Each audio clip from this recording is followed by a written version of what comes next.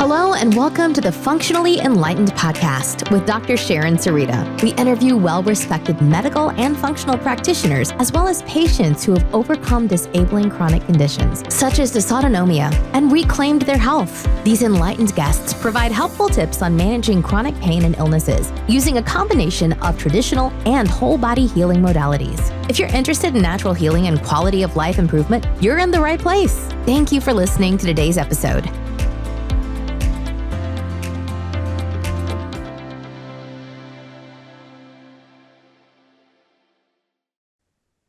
Hello, everyone. Welcome to the Functionally Enlightened Podcast.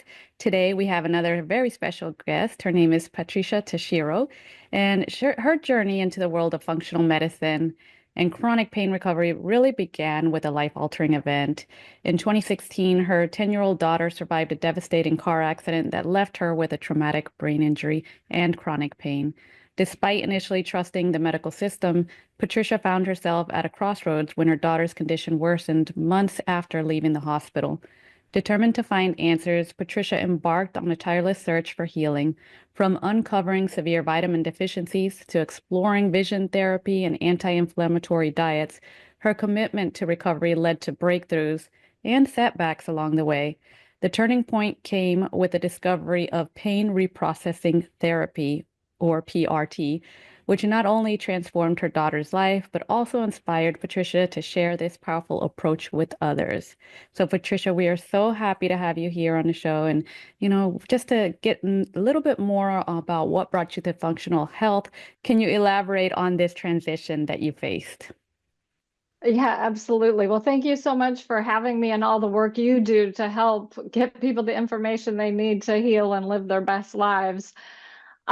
For me, to be honest, before that car accident, I didn't really care at all about brain health. And I didn't realize that once your brain's not working for you, just how devastating it can be, how much I took everything for granted.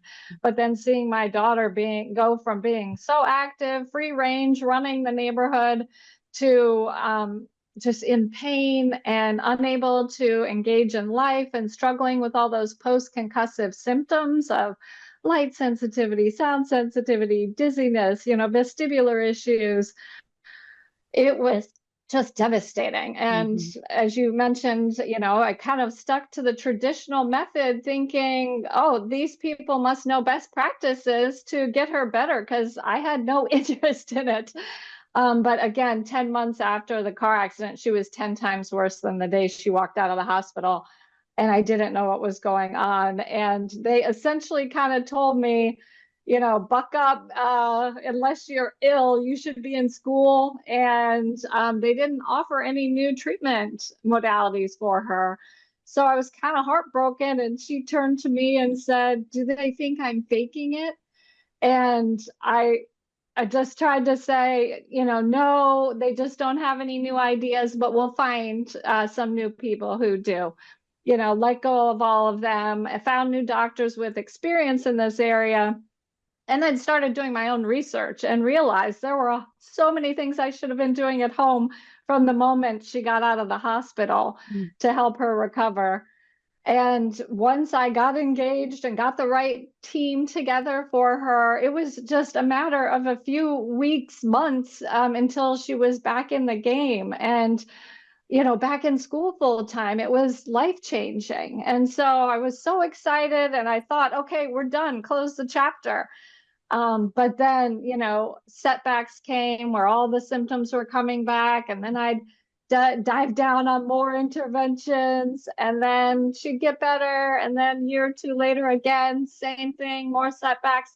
And I just couldn't understand why the setbacks. And that's when finally, after so many practitioners, like the best in the country that we had gone to, I finally learned about neuroplastic pain. And that just changed everything, because I realized her neural pathways of pain had been made, and we had to retrain her brain away from pain, so to speak. And that has enabled her to get her life back. Right, right. That is amazing. And she's blessed to have a mother like you to really dig into that.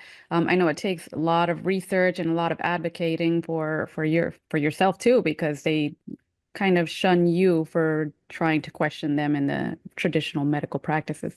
So with the neuroplasticity, we do talk about it often on the show, but can you define it in the context of where you work now and kind of explain a little more about how you began to incorporate this for your daughter? Yeah, so I, came to find that, there's kind of two kinds of pain. One is structural pain, which, infection, fracture, tumor, some nerve damage. And that's one kind of pain that deserves one treatment. Say you've got a broken leg, you need to get to the doctor, have that properly set. Obviously, tumors, infections, you need to treat that in a functional medicine way, but there is neuroplastic pain where your brain is perceiving safe signals in your body as danger. And so you're experiencing pain. Now, don't ever let anyone tell you the pain is not real. The pain is all in your head. It is 100% real. The pain is real, but it's just your brain is kind of over firing or over, like if you think of the volume of like an AirPod that you might have in, the volume is up too high, perceiving safe signals as dangerous signals. So you need to learn how to turn that volume down. So that's, what I did with my daughter, and got her. I did not coach her because she's now 19.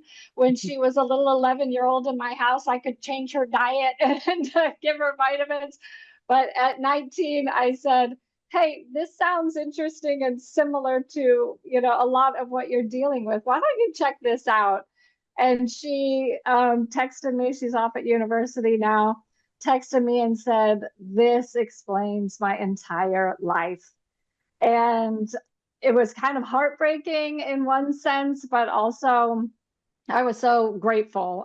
So I ended up getting certified in, pain reprocessing therapy because I needed that tool in my toolkit to help, people that I work with. Because also with brain health, you tell people, you've got to get out, get active. But if they've got a frozen shoulder or they've got a bad back or something that's holding them back from being active, they can't get that blood flow that they need. So that's kind of how I incorporate it now, of how can we kind of, optimize your brain and minimize your pain is what I, try to do to help people. Absolutely. And when the type of clients that I work with, they've undergone, traumas due to surgical procedures. And, some of them may have been triggered by, we'll say, vaccines of some kind, but they develop a dysautonomia. And that may have been similar to what your daughter experienced because it is damage to the autonomic nervous system. And so that hypersensitivity really picks up. And that was my case as well. So we have similar background in the sense that, our own either personal or family has dealt with severe illness, and we really had to become our own doctors, for lack of a better term. But with that, I know the hypersensitivity and the pain, like the magnitude of pain, it's like a totally different scale. Because in my instance, I had two children. One of them was a cesarean. I recovered, relatively well. But then I had a surgery afterwards for a hernia. And from then on, I experienced all these symptoms, including severe pain with everything, even to the touch. And what you were talking about with your daughter, with the hearing, like all of the noises triggered me, and the odors in the house triggered me. I could not cook foods. I had to have foods that were prepared and very mild. So can you tell us about... It's debilitating, isn't it? Just simple things you take for granted, just so difficult every day. And my daughter was diagnosed with POTS actually as well, aside from vestibular issues. And again, it's just your nervous system is not regulated. And so how can we calm that nervous system down and start to learn, a lot of it is the somatic practices and trying to not, and this is the hardest thing, as you know, well, having been through it, but trying not to be in so much fear of the pain, because it's that fear that perpetuates that feeling in your brain that I'm not safe. And I need to go into a dark room, close the curtains. How many migraine sufferers deal with this awful cycle of fear and pain and fear and pain, and it just gets worse and worse unless you can interrupt it. Right. So tell us a little bit more about that process. Like, how do people begin when they come see you? And you did kind of mention the type of clients you work with, but can you tell us, like, how diverse can you really apply this neuroplasticity to? Right. Well, most people come to me when, if they are struggling with migraines, headaches, post-concussive symptoms, some back pains, but it can work with IBS, fibromyalgia. But the idea is first, we have to rule out those structural causes, which, I mentioned just briefly, because take my daughter, for instance, crushing fatigue she had, and her doctor was like, walk it off. Now her vitamin D was at a 10. So I do not ever want to be telling someone, walk it off when they haven't got any gas in the tank. So one of the main things I talk about is how can we create a good relationship with your doctor, get these baseline tests done. I'm a test, don't guess kind of girl. So we want to know where you're at and then where you want to be. And those, I go with functional medicine numbers. I don't want you hanging around at 30 for your vitamin D. I want you up in a more optimal level. So, but working with your physician, get your team in place. And then we need to start figuring, once we've realized, okay, it's not a structural issue, this is neuroplastic pain, then what can we start to do to address this? And one of the most important things you can do is gather evidence, because your body is kind of lying to you when you're having that searing back pain or headaches. It feels structural, and you cannot believe that it is your brain kind of overfiring. So we need to make a good evidence sheet to prove to yourself and that you can go back to. And then we start to work on somatic techniques to, what happens when that pain comes and what can we do to start creating safety in your brain so it can start to dial it down, bring the intensity down. So let's go with, say, someone who is very immobile after having whatever traumatic episodes that they've experienced.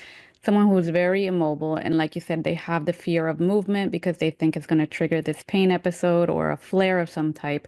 How do you work with them? What are some of the first things that they can begin to do?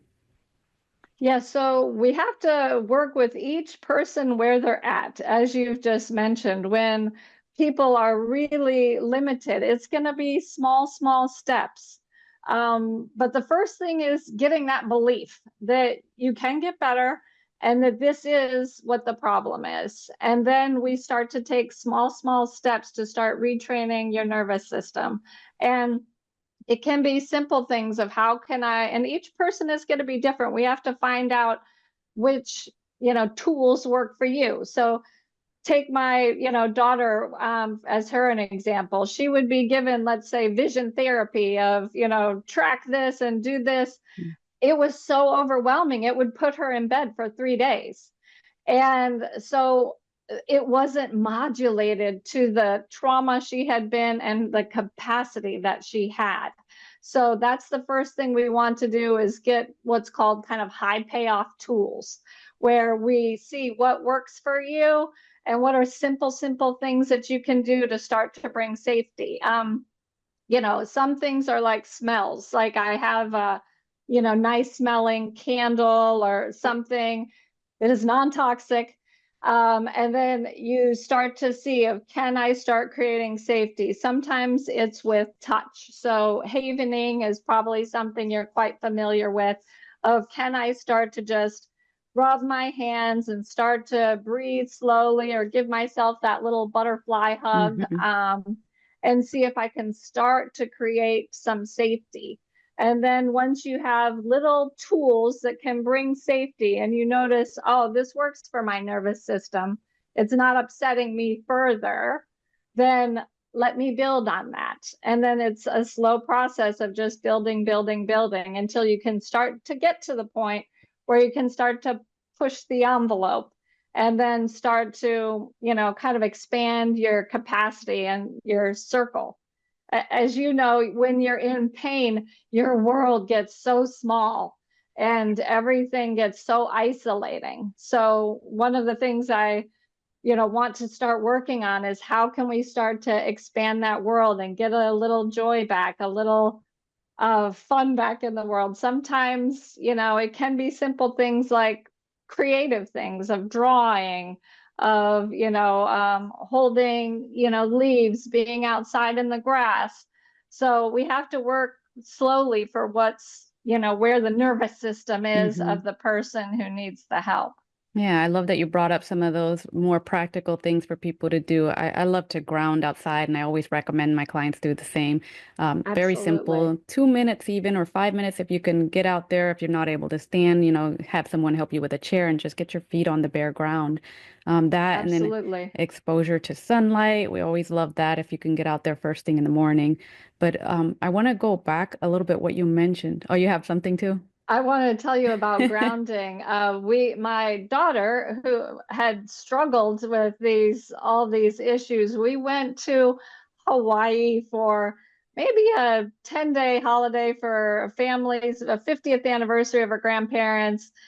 And she was grounding in the salt water, on the sand, in the sun for 10 solid days. She came back to Vermont, and there was a medical emergency. Someone she knew from school had slipped and fallen on the ice, hit her head. Ambulance came, took her away. She came home and told me that day the story, just like a normal story, like, so-and-so slipped on the ice. Now, these are the same responders that took her to the hospital. It was just so close to where her accident was. Normally, that would have spiraled her with a lot of PTSD. Yes. But she had none. And I honestly think it was those 10 solid days of grounding in the salt water with the sand, the sun, that her nervous system was regulated. She could handle this kind of insult. And that's the things we need to start leaning into of how can I strengthen my reserves so I can manage in this world, because things are going to happen around us that are quite triggering and upsetting. Yes, and out of our control. As you were just saying that about the emergency response coming, I actually had a flashback to my last episode where I had a seizure and we called for an ambulance, and they were very rough with me. They took me not even in a stretcher, but in a blanket, like rolled up blanket. And I remember before they even did that, they put an IV in my hand, but they didn't, they kind of missed in the vein, and there was blood everywhere. So I had, thinking about it now, I can kind of separate myself from it. But at the time, that just sent me on a spiral that took months and months to kind of recover. And I didn't have the tools that you're talking about. I knew of some tools, like I was using the Gupta program, and there was DNRS also, but for some reason during that time period, it didn't resonate with me. I mean, it served a purpose at a certain time, but at that time I needed other tools. So I love that you look at people individually, and the fact that you look at labs as well to try to come up with protocols to help them best. So let's kind of look at other labs that you might be looking at, and just like a general baseline, what kinds of things do you want to see? Yeah, so I have a list of ones that came from my training. I got my training through Dr. Daniel Amen's program. So he has, a list, but since I'm not a medical doctor, I'm not trained in that.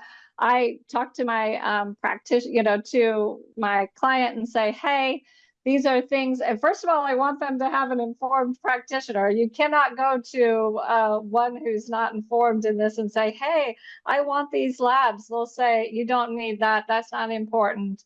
So I want to make sure, hormones are balanced.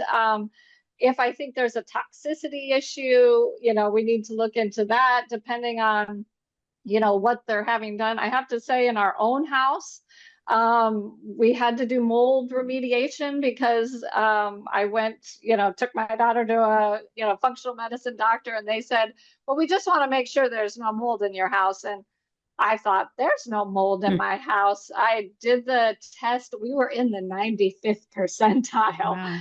And I was shocked. And then when you start to look up and you see, oh, there are these little teeny tiny things that I hadn't noticed. And we had 2 leaks in our house around the chimney and around the vent stack. And so I didn't even know that that could have been causing a lot of her histamine issues and her, her body being over sensitive. And since her vitamin D had dropped so far, as you know, then a bloom of allergies and intolerances can come after that, as it did with her.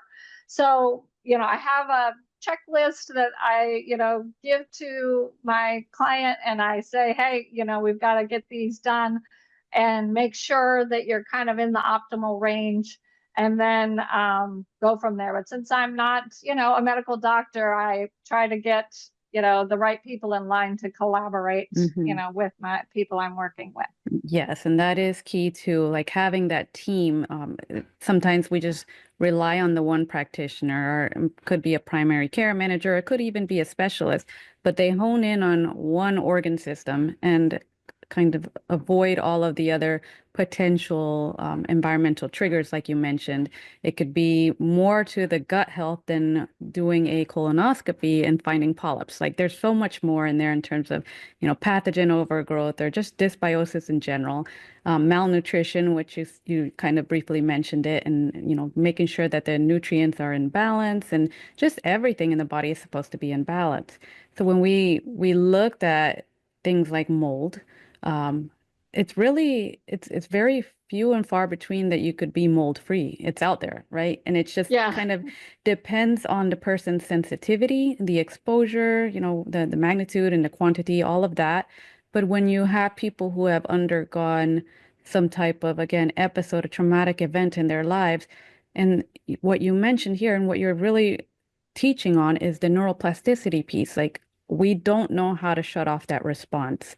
So how else can we, for those people who aren't aware of the process to doing just that, where else can they go? How else can they seek out support in this piece? Right. Well, take mold toxicity. So, there's a functional medicine approach of, make sure your house is, best air quality you can get. Do that and have those remedies. But then the other side is the neuroplastic side. So how is my nervous system reacting to that mold that's in the air? Because my husband and I were in the house and we had no problems. But my daughter, who had suffered the brain injury and, vitamin D had dropped so low, she was now having lots of, allergies and histamine issues. So you've got to see how can we dial this down in the physical and then also like mental, emotional. And so that's where those somatic practices coming in and trying to create safety in the brain. You really have just one job to do when you're talking about neuroplastic pain, and it's creating safety and moving away from like fighting to get rid of the pain to addressing the fear. And it's the fear that keeps perpetuating your brain to think, I'm not safe. I need to start kicking up these responses so I can get this person's attention and we can keep ourselves safe. So it's kind of a misreading of safe signals. And all of these are different somatic practices. It can be, it can be touch, it can be smell, it can be movement. They talk about bone striking and butterfly hugs. So there's lots of different things, but you have to find what works for your nervous system. So, I mean, that's the thing that's most interesting to me, that in the biomedical model that they've kind of cut out the fact that we've had these experiences and we may have some trauma, and the trauma can create physical responses in us without us having any capacity to hold it. Take an example. A dear friend of mine in high school passed away from cancer when he was 18. And he had gone and visited Shakespeare's grave and laid a bird of paradise flower there. Now, I always associate that bird of paradise with my friend. And so I can see a bird of paradise, and depending on, say, the mood I'm in or the day I'm having, it can, bring a tear to my eye. I can feel sad, or I might feel happy remembering some fun memory we had together. But you may have taken your honeymoon in Hawaii and you'll see a bird of paradise and it will remind you of something wonderful. So it's also kind of like that Pavlov's dog conditioned response. We need to know what is kind of below the surface that can be triggering to our system and creating upset or fear in us, and kind of start to rewrite those stories and get some understanding around them so we can kind of bring the temperature down. Okay, so it's more if you're identifying the triggers, and at a certain period of time you want to avoid them, but you're also kind of bringing them back in to work through them. Is that correct? Yeah, so it's kind of like exposure therapy. So take, you're afraid of heights. Eventually, you're going to go to the first floor of a building, then the second floor, and then work your way up. But you don't want to just send someone to the top of the building and put them on the edge immediately, because you will re-traumatize them. So it has to be done in kind of a safe, modulated way, so that you're slowly creating safety and, strength in them and their nervous system. So it's kind of an exposure therapy, but that's done with, kindness and grace. Yeah. And for the people who are more in the practitioner field, I'm associating this with immunotherapy, like low dose immunotherapy. So we can see this. They're all important pieces to the puzzle. And like you said, you have to find the one that you can stick to and be consistent with, because consistency is truly the number one thing. But when we talk about the difficulty that some of your clients have in either committing to a program or understanding this, what is the biggest hurdle that you are often seeing? I feel like the number one hurdle, in fact, the statistics are that, say, there's approximately 60 million people in the US with chronic pain. 50 million of them don't have to be in pain because it's neuroplastic pain, that if they learned this tool, they could work their way out of it. But of those people, only 10% will try, because they've been burned before. We have all, if you've been in the chronic pain world, as you've said, how many doctors do you go to in a 1 year, 2 year period? 100, hundreds of appointments, various, and it's at some point we don't want to open ourselves up to, could this, not work for me again? And it also seems so counterintuitive that my brain is making this pain. So I feel like the biggest hurdle is opening yourself up, having a little curiosity, seeing, should I explore and see if this might work for me? That I feel like is the biggest hurdle. And then convincing you, because the pain is real. And so for somebody to tell you your brain is making it, and there's not a, let's say, structural problem in your back or a structural thing that's causing your migraines, it's hard. And we've also had a lot of practitioners who've told us, oh, it's your, disc, 5 millimeters, and so then we start to grab on and hang on to that, but we don't realize actually there's a lot of people with that same abnormality, but they have no pain. So is it possible that you could join that group? Yes. So I think that's the hardest thing, of taking that risk to give it a try. Yes, Patty, that is such a good point. I know in, the mesh implant illness community, we find ourselves in groups where they have negative outcomes, and there's very few people in there with a highlight story or a healing Yeah. recovery. Yes. So they lose that hope for healing, and then they spiral down, I need more surgery, surgery, surgery, or pharmaceuticals to help manage the pain. Yeah. Just to give another story, I do have a denervated abdominal wall. I'm really open with that because it's not often the case with hernia repairs, but my particular one where they did, yeah, an implant between muscle layers, there's more of a chance for damaging the nerves.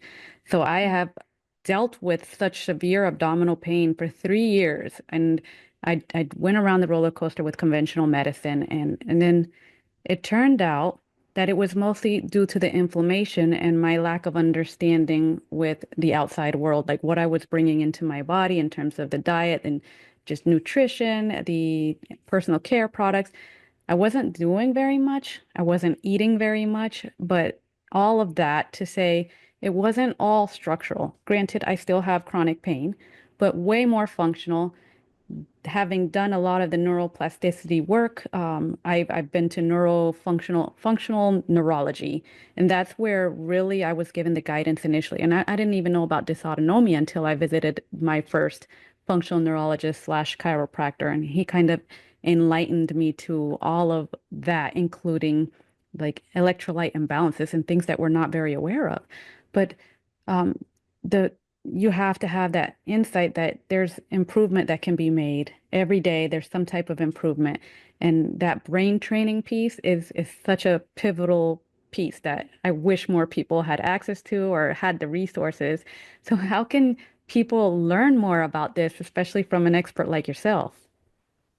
Yeah. You can hop to my website if you want, naturalbrainsolutions.com, but also just YouTube University is lovely. You can look, Dr. Howard Schubiner has some lovely talks on there. He did a Google talk on the reign of pain.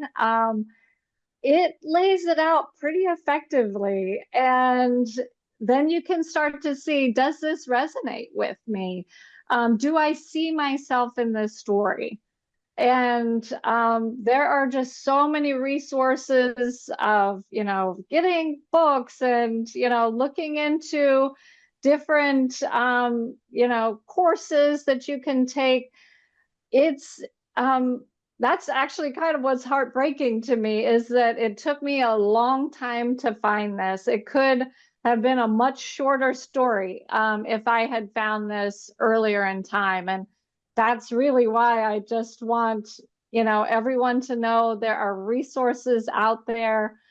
Pain reprocessing therapy is very helpful and effective, but there's also neurosomatic intelligence is another, important modality. Looking into trauma, Dr. Peter Levine and the work he Mhm. has done. There's just so many, wonderful practitioners out there, and through the programs I put together, I try and take the best pieces that I feel have been most helpful to me and people I've worked with, and kind of streamline them together so people can work through a program and get the relief they deserve. I mean, how many people are not sharing their gifts in this world because they're in chronic pain? It's actually heartbreaking if you start to think about it.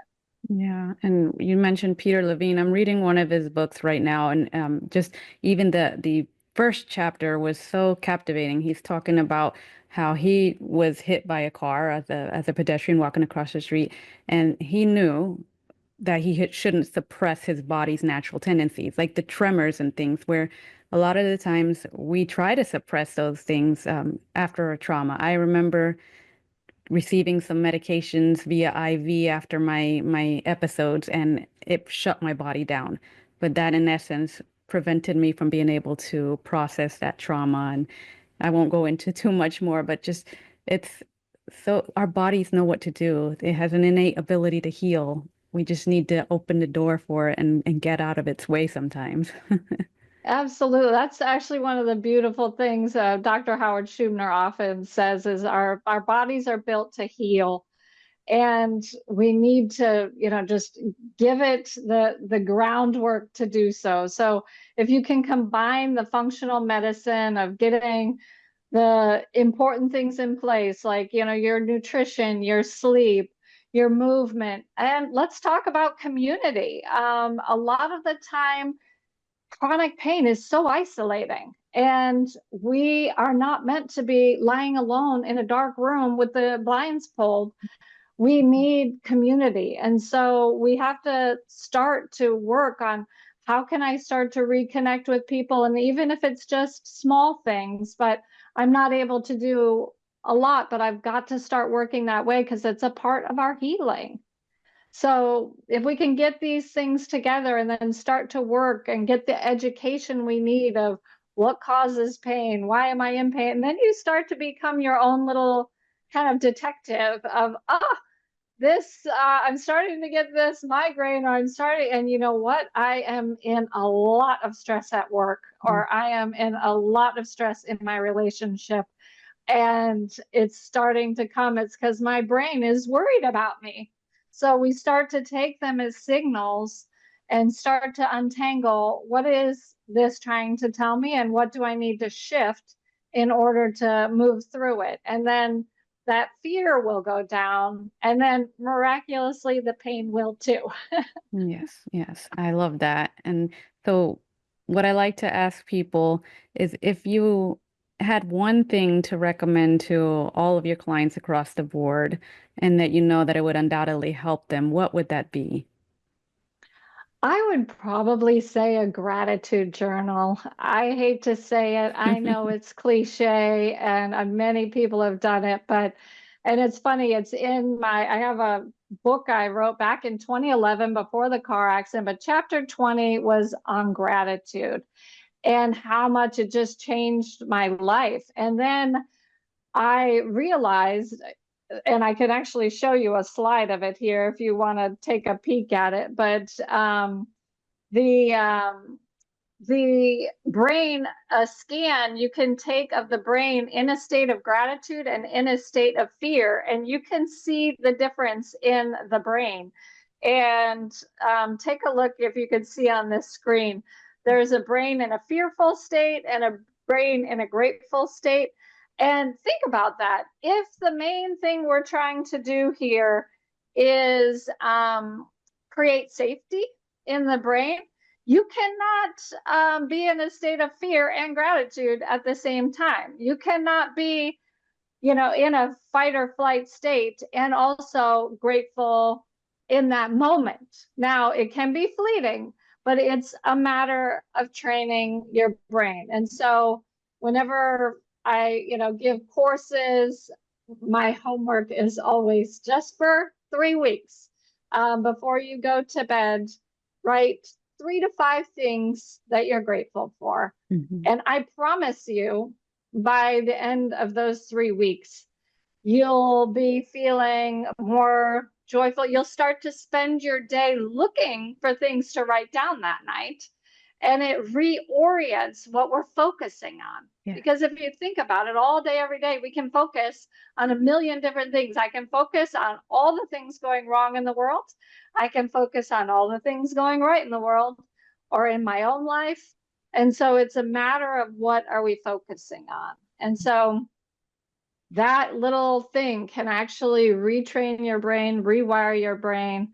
And I know it's cliche, but a lot of people, and especially if you're in chronic pain, you're like, I don't have anything to be thankful for. I've said Everybody that. else is out living their lives, and I'm in my bedroom. So it can start to be a tiny thing of, my mom brought me dinner tonight in my room. I was able to go out and see a friend today for a cup of coffee.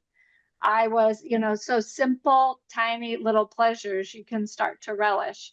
And sometimes it may be just, I made it through the day, because pain is so hard for people. And so if you can just start to build a tiny bit of reservoir of gratitude, it can start to shift you away from that fear state. Beautifully said. And I do wholeheartedly believe in the power of gratitude as well. And I hope that all of our listeners, if they've not gotten into the practice of writing in a gratitude journal, that you can bring that practice on board today. So again, Patty, we appreciate you sharing all of your knowledge. And how can people reach out to you directly if they're interested to find out how you work with people? Sure. Yeah. Just naturalbrainsolutions.com. You can reach me through there. And I have downloadables that you can look at that might be helpful to you.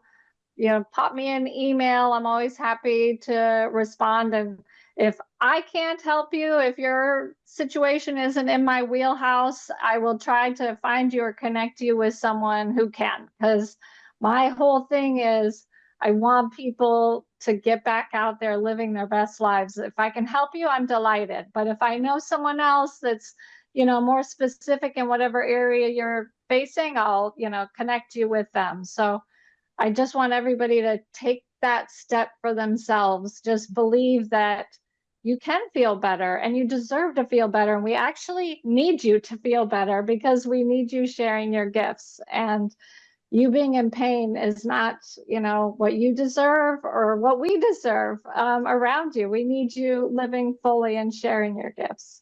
Absolutely. Again, Patty, thank you so much. And we will make sure to have all of the contact information in our show notes, along with, I know you have your other resources available in the link tree, right? So we'll have that Yeah, available for. sure.